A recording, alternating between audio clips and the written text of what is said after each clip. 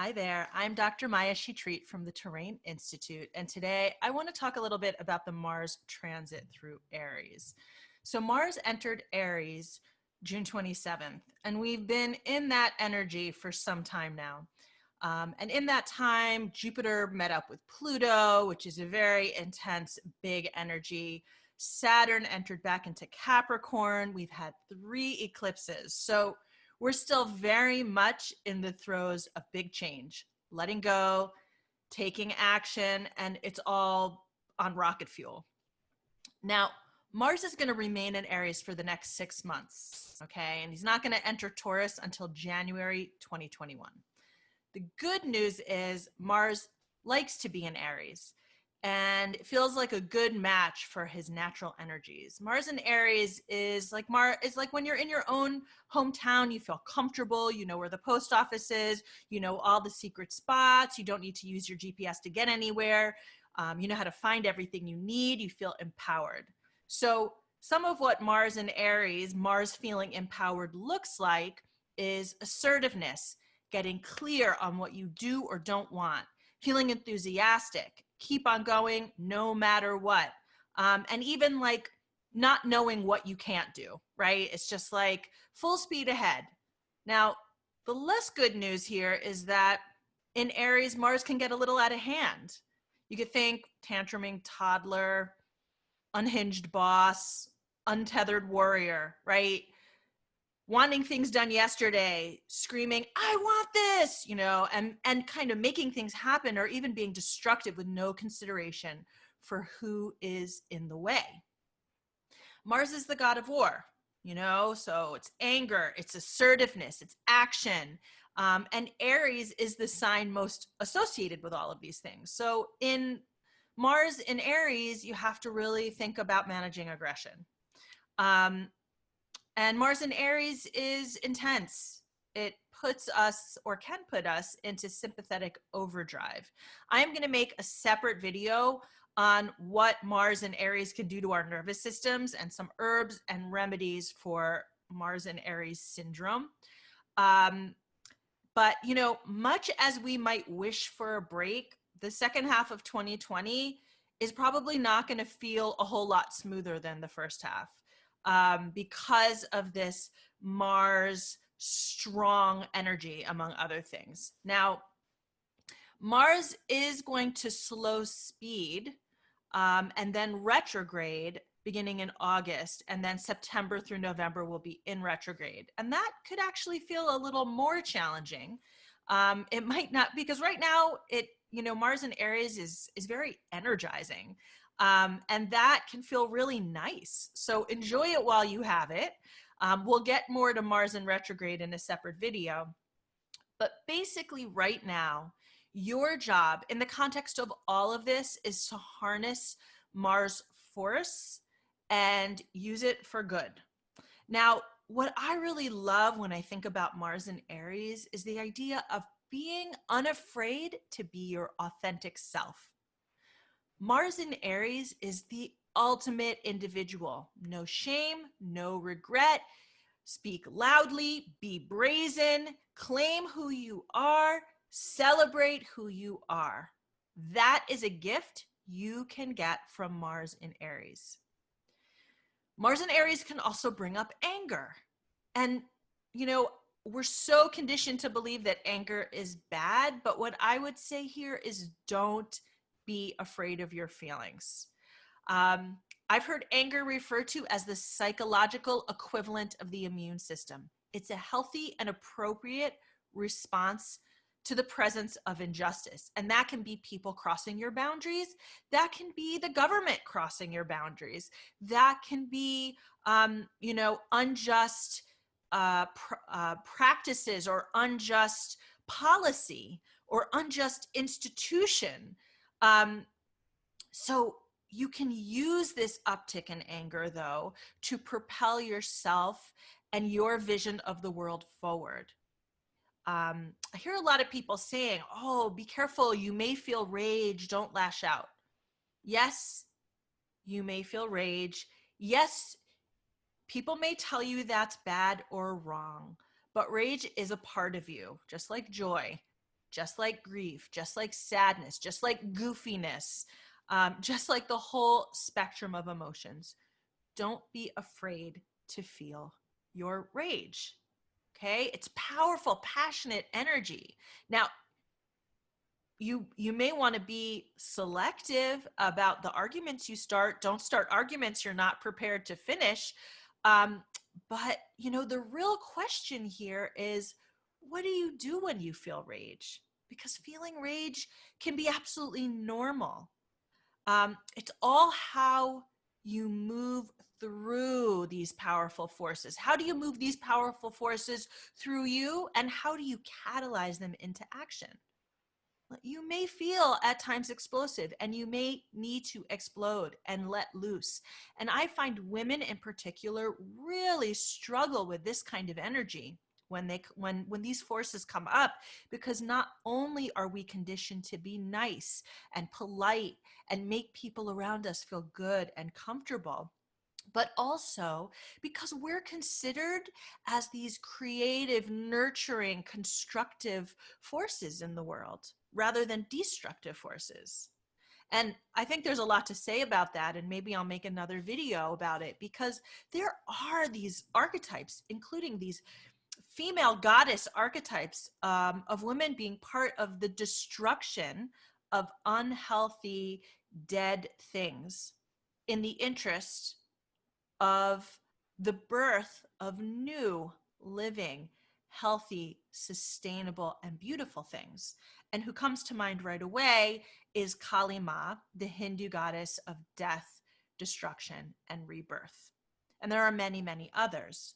So this is an interesting dynamic to explore, and particularly as August comes, and Mars stations direct in Aries, and Mars is retrograde, we're going to want to be thinking of how to navigate, how to navigate this energy of, when is anger, when is rage, when is even destruction a good thing, or when can it be a productive and important and healthy thing? So that's to come. But what I would say now is, if these energies come up around feeling explosive, and if there's some part of you that wants to be like the bull in the china shop, don't ignore that. Okay? It doesn't mean go do it, but don't ignore it. It may actually be a part of your healing. It may be part of the way that you need to heal your life, because sometimes anger or rage or even destruction is a part of our healing. And it's not something that we like. It's not something we always feel comfortable with. But Mars and Aries can be pretty uncomfortable sometimes. So, and I think too that this resonates on a collective scale, because the system that we're in right now is in some ways imploding. And I think what we are coming to see is that being polite, being nice, being well behaved isn't necessarily going to cut it when it comes to making things better, making a better world. And I don't care where you stand on the political landscape, um, but most people right now, wherever they are, even on totally opposite ends, agree that right now we're in a really problematic system and a problematic situation, and that it needs, serious change and redoing in some way. Now, I want to be really clear as I'm talking about all this. I am not a fan of disrespectful communication among individuals. I strongly believe in being compassionate, being curious, communicating with love whenever possible. I strongly believe that. But I think we can be compassionate and also passionate. Okay? Speak truth to the power in your life. Speak truth to power. Take action steps that are in line with who you want to be in the future, rather than trying to serve a system that doesn't actually have your best interests in mind. So how do we work on a personal level with all these different sides of Mars and Aries? It's excitable but impatient. It's directed and action taking, but it can be impulsive and explosive. So how I would think about this is, Mars has a lower vibration energy and a higher vibration energy. In the lower vibration, it's going to be antagonism, fury, ire, outrage, impatience, irritation, resentment, temper, violence. In a higher vibration, it's dynamic, tenacious, hardy, empowered, ambitious, confident, determined, inspired, creative, renewed, vibrant, invigorated, passionate. So if we can work with the anger and the rage and that sense of wanting to be a bull in the china shop, okay, that might come up, some of which is justified because we live in an unjust world, we need to consider, how do we take the initiative in a thoughtful way instead of just responding or reacting, okay? And this is big work. For some people, this is going to be a dramatic healing just to experience these powerful feelings if you let yourself. Other people are going to keep trying to stuff it and push it down and internalize it. And that can be destructive to you. For some people, they're going to feel energized into taking action. And for other people, they might feel traumatized and kind of go into PTSD. So no matter what it brings up, try to be with those feelings, consider them, write about them, and how you feel as all these different kinds of feelings come up is going to depend on what planets you have in Aries in your natal chart, where Mars is in your natal chart, and what planets Mars rules. Like personally for me, my Mars is in Aries in my natal chart, and Mars rules my Sun and Mercury in Scorpio. So I am feeling this energy in a big way, and it's really taking consideration for me to kind of do this dance, and I have to do a lot of practices to work with it, which I'll share.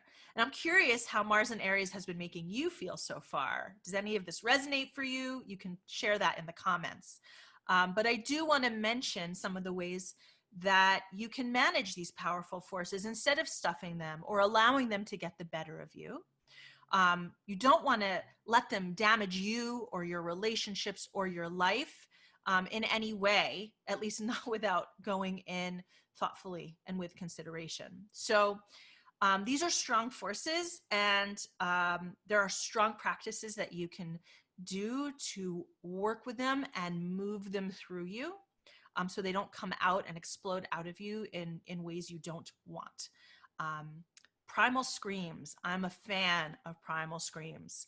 I teach people in the Terrain Institute how to do primal screams and how that really moves things through, especially if you've been stuck around not using your voice. Screaming into a pillow can also work if you don't have a good place to do big loud screams. Doing things like jumping up and down is actually, or cranking up loud music with a great beat and just like moving your physical body can also be really helpful just to kind of move it through. And you can do that daily. You can do that whenever you feel you need to, or just even moving your physical body with athletics, getting like hardcore, and I don't say that, more calming meditative practices, yoga or Tai Chi or Qigong, all of those can be incredibly balancing too. But sometimes it's also like running as fast as you can, just doing a quick sprint or doing like burpees or, boxing or, the things that are just going to really like bring that energy out of you. It's just moving it through. The other thing is getting out into nature. Just like attaching yourself to the earth, hugging a tree, rolling down a hill, lying down on the ground or on the beach or sitting on a rock, just getting grounded. The earth just catalyzes and alchemizes all this kind of intense, angry energy rather than you holding it inside, rather than you stuffing it. So our big challenge is to stay in that higher vibration of Mars. And I'll be posting a video with herbs and other practices to help do that, especially by supporting your nervous system, but also by supporting your heart through these times. And I just want to mention I'll be teaching a live online herbal workshop next weekend. So check out my website for more on learning an introduction to herbs and how you can work with them to get through these times. If you enjoyed this, please like and subscribe to my YouTube channel. And also feel free to go to my website, drmaya.com, if you want to schedule an ancient astrology reading to understand how best to work with this intense Mars and Aries energy and experience real healing in the process.